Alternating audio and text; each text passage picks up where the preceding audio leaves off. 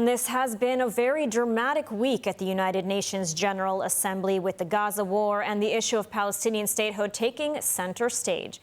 Joining us now with more is Ambassador Alan Baker, former Israeli ambassador to Canada. Thank you so much for joining us. You're very welcome. So a string of countries recognizing a state of Palestine this week. What's the significance of such a move? No, apart from the political significance and the fact that it's a public relations exercise, there's absolutely no legal significance and no real political significance, because there's no such thing as a Palestinian state. So there's nothing really to recognize. And the United Nations General Assembly has got absolutely no power to determine any obligatory determinations. So this is all very fictional.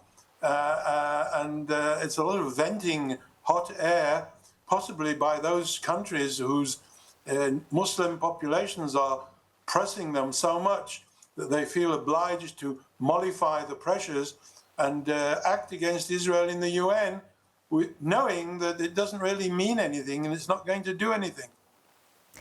So this will have no real impact here on the ground. And I want to ask, how should Israel respond to these recognitions?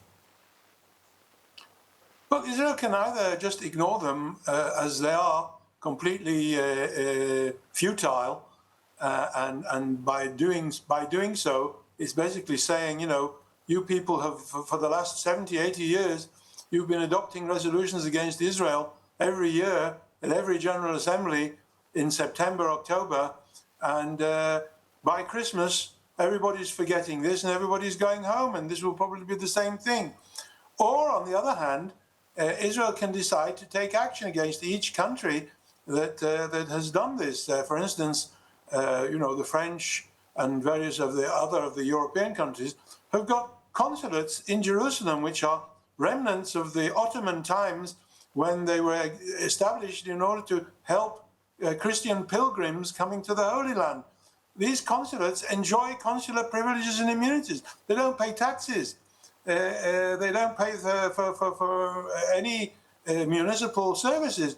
So these privileges and immunities can be cancelled, can be withdrawn.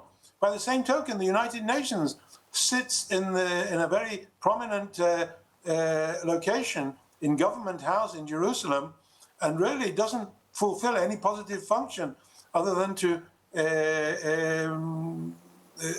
express the hostile opinions of the UN.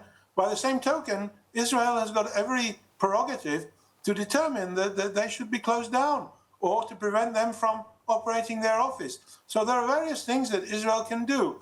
The Canadians are particularly disappointing. I was former ambassador to Canada, and I must say I'm very ashamed to say that I was ambassador to Canada, because the Canadians have done a volte-face from the situation of 2 years ago, when they were one of Israel's most serious supporters, and they've become one of Israel's most serious enemies.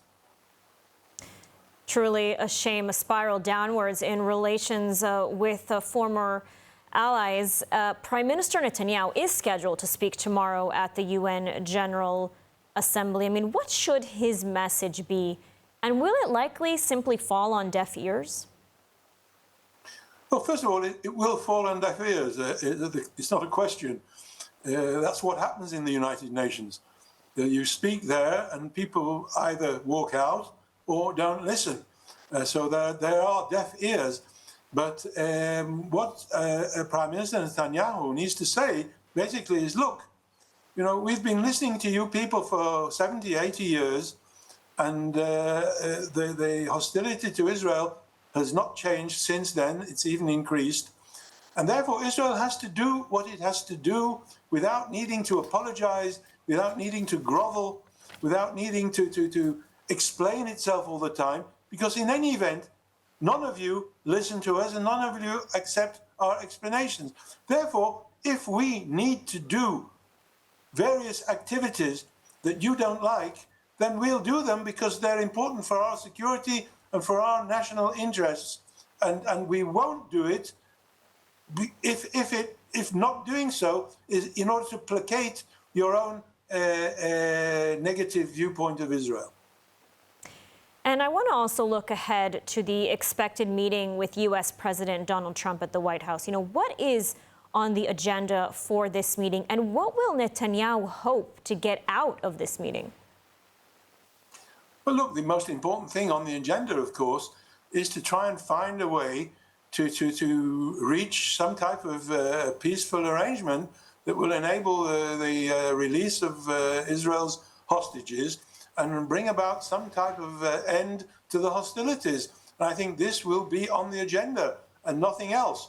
I think all these absurd states going to the United Nations to recognize a non-existent state, I think both President Trump and Prime Minister Netanyahu will just laugh at this. The important thing is to solve the issue of Gaza. And I presume they'll also discuss the issue of Iran.